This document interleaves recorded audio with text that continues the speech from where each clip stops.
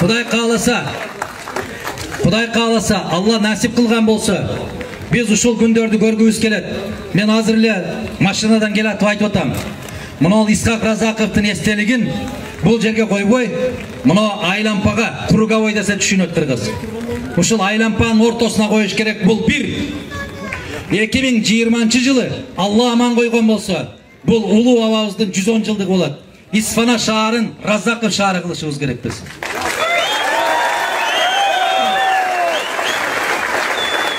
Менин тилегим ушул. Менин үмүтүм ушул.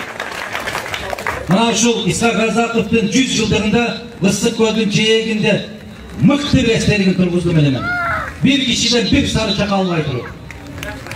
Суроо берип отуруштун кажети жок бул жерде. Анан ата-талабы, фамилиясы, анда Американы Джордж Вашингтон шаары дебейт да эч ким.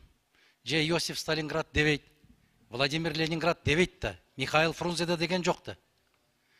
Биз эл аралык нормаларды эске алуу менен азыр баяндамачы айтты. Кыргыз эрежеси кандай болот? Жер шаарлардын аталышы кандай болот? Ушуларды эске алуу менен, адистердин тыянагы менен карап чыксаңар, жанакы негиздемесинде бардык түшүндүрмөлөр турат. Ошон үчүн мен дагы бир жолу колдоп, талкуусу жок, суроосу жок эле добушка койсоңуздар. Сунуш киргизем. Суроолорду токтотолу деген сунуш түштү.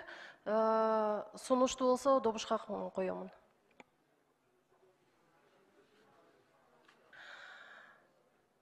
Макул 54, каршы жок.